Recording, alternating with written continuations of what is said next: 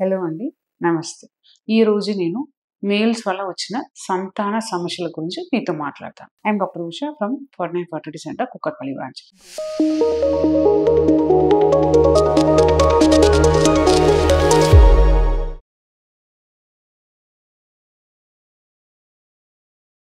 So, ఇప్పుడు ఒక 10 years ముందు ఇన్‌ఫర్టిలిటీ పిల్లలు ఫార్మ్ అవ్వలేదు, పిల్లలు పుట్టలేదన్నాకని ఫీమేల్స్‌ని ఎప్పుడు టార్గెట్ చేస్తారనమాట. బట్ ఇప్పుడు ప్రెజెంట్ సినారియోలో ఫీమేల్స్ 40-50% రీజన్ అంటే మేల్స్ కూడా ఈక్వల్లీ రెస్పాన్సిబుల్ అనమాట. మేల్స్ కూడా ఆల్మోస్ట్ 50-60% రెస్పాన్సిబుల్ అనమాట. ఇప్పుడు చాలా మందికి ఈ 7 అనాలిసిస్‌లో ఈ స్పెర్మ్ అబ్నార్మాలిటీ అనేది మేము డయాగ్నోస్ చేస్తున్నాం. సో చాలా మంది ఆల్మోస్ట్ 50-60% ఆఫ్ ద రీజన్ అనేది మేల్ వాళ్ళని ఉన్నాయన్నమాట. సో దేనివల్ల ఇట్లాంటి ప్రాబ్లమ్స్ వస్తున్నాయంటే ఇప్పుడు ప్రెజెంట్ సిట్యుయేషన్‌లో, ప్రెజెంట్ జనరేషన్‌లో smoking, alcohol, life style changes కూడా చాలా మారిపోయినాయి. లైక్ ఆల్మోస్ట్ అందరిది లైఫ్ స్టైల్ అనేది sedentary life style. Like laptop ముందు పని చేయడం అదే మేజర్ వర్క్ అనమాట. ఐటీ ఫీల్డ్ అట్లాంటి ఫీల్డ్లో ఉన్న వాళ్ళకి లైక్ సెడెంటరీ లైఫ్ స్టైల్, వాళ్ళకి మేజర్ వర్క్ అనేది ల్యాప్టాప్లోనే అయిపోతాయి. సో వాళ్ళు ఫిజికల్ యాక్టివిటీ అనేది చాలా తక్కువ ఉంటాయి.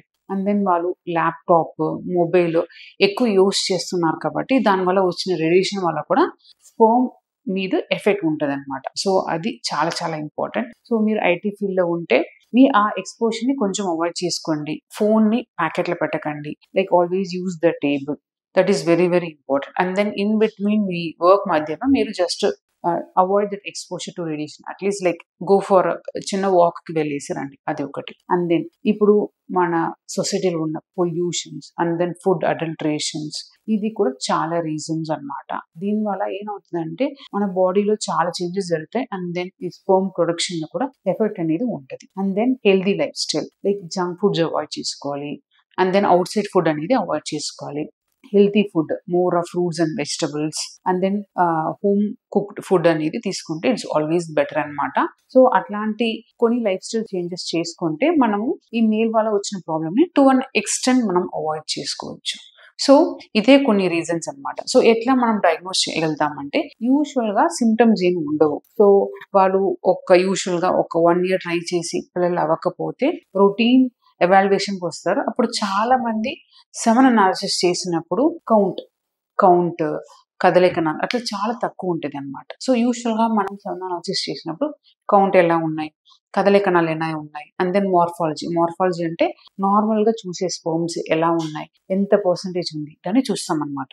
సో యూజువల్గా టోటల్ కౌంట్ అనేది 15 million పైన ఉండాలి.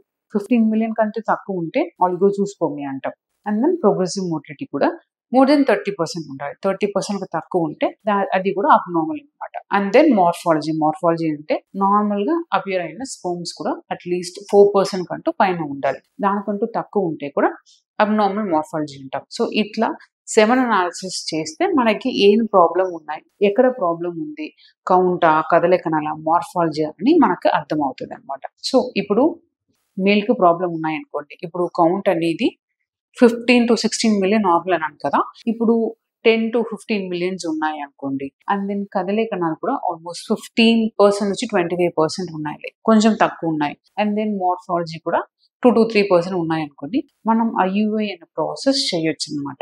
ఐయుఐ అనేది ఎగ్ రిలీజ్ అయ్యే టైంకి హస్బెండ్ వచ్చి శాంపుల్ ఇస్తారు. ఆ శాంపుల్ని ప్రాసెస్ చేసి గర్భసంచి లోపల జస్ట్ ఒక స్మాల్ సాఫ్ట్ కెథెటర్ ద్వారా ఇంజెక్ట్ చేస్తామన్నమాట. ఇట్లా చేస్తే మనము ఆ ఉన్న ప్రాబ్లమ్స్ని మనం కొంచెం ఓవర్కమ్ చేయడానికి ఛాన్సెస్ ఉంది. అండ్ దెన్ ప్రెగ్నెన్సీ రావడానికి కొంచెం ఛాన్సెస్ ఉన్నాయి. అండ్ దెన్ ఐయుఐకి యూజువల్గా సక్సెస్ రేట్ అనేది 10-15%. సో ఈ 7 అనాలిసిస్ పారామీటర్ ఉన్నప్పుడు so we can expect the success rate of 10-15% అనమాట. సో దీనికంతా మీకు 7 అనాలిసిస్ పారామీటర్ తక్కువ ఉన్నాయి అనుకోండి, అప్పుడు సక్సెస్ రేట్ కూడా చాలా తగ్గిపోతుంది. And then next IVF. ఎప్పుడు ఐవీఎఫ్ చేసుకోవాలంటే ఇప్పుడు 7 అనాలిసిస్ పారామీటర్లో 5 million, 3 million, 8 million అట్లా 10 million తక్కువ ఉన్నాయి. అండ్ దెన్ ప్రోగ్రెసివ్ మోటిలిటీ కూడా తక్కువ ఉంది, లైక్ 8%, 5%, 10%.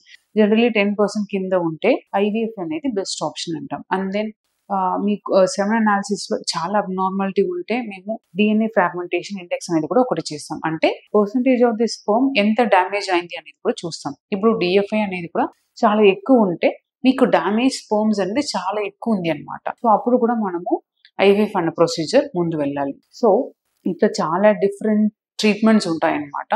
సో ఎవరికైనా మీరు పెళ్ళి అయి 1 year ట్రై చేసి కూడా ప్రెగ్నెన్సీ రాకపోతే ఖచ్చితంగా మీరు వెళ్ళి సెమన్ అనాలిసిస్ చేసుకోవాలి. ఫీమేల్ పార్ట్నర్తో పాటు మీరు కూడా వెళ్ళి ఎవాల్యుయేషన్ చేసుకోవడం చాలా చాలా ఇంపార్టెంట్. ఎందుకంటే ఇప్పుడు సివియారిటీ బట్టి ట్రీట్మెంట్ ఉంటుంది కదా. ఇప్పుడు చాలా సివియారిటీ ఉంటే మీరు సెమన్ అనాలిసిస్ అప్పుడు చేయకుండా లేట్గా చేస్తే you may miss that golden period and then మీరు జెనెటికలీ ఓన్ ఫాదర్ అవ్వడానికి కూడా ఛాన్సెస్ కొంచెం తక్కువ అయిపోతుంది if you miss that golden period. So 1 year try చేసి కూడా బేబీ ఫామ్ అవ్వకపోతే మీరు ఖచ్చితంగా వెళ్ళి ఎవాల్యుయేట్ చేసుకోవాలి.